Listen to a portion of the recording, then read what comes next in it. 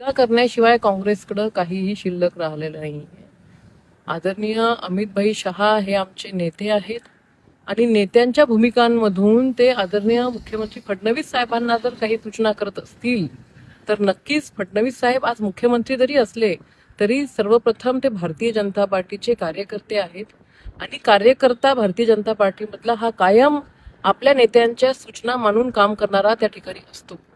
त्याच्यामुळे मला असं वाटतं आदरणीय मोदीजी असतील, आदरणीय अमितभाई असतील, यांच्या सूचनांचं पालन करणं जे हे चुकीचं आहे हे असं म्हणणं मला वाटतं की योग्य नाही.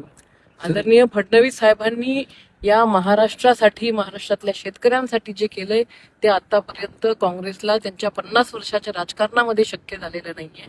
आज ज्या समृद्धी महामार्गाने आपण प्रवास करतोय, तो समृद्धी महामार्ग म्हणजे आदरणीय फडणवीस साहेबांची आपल्या महाराष्ट्राला ती देणगी आहे. आज कुठलेही इलेक्शन नसताना शेतकरी हित बघून कर्जमाफीचा निर्णय त्या ठिकाणी फडणवीस साहेबांनी घेतला. कालच माझी भेट फडणवीस साहेबांसोबत झाली आणि कर्जमाफी झाल्यानंतर सिबिलच्या संदर्भामध्ये एक शेतकऱ्यांकडनं सूचना येत होती. ती सूचनेच्या संदर्भात मी पत्र घेऊन जेव्हा फडणवीस साहेबांकडे गेलोय तेव्हा फडणवीस साहेबांनी लगेचच त्या ठिकाणी सहकार आयुक्तांना फोन लावला आणि त्यांना सूचना दिल्यात की शेतकऱ्यांचं सिबिल हे खराब होता कामा नये. म्हणजे एवढं संवेदनशील नेतृत्व महाराष्ट्राला त्या ठिकाणी भेटलेलं आहे आणि ते अतिशय चांगल्या पद्धतीने काम करत आहेत. काँग्रेसला टीकेशिवाय काही राहिलेलं नाहीये आणि त्यातून त्यांनी टीका केली.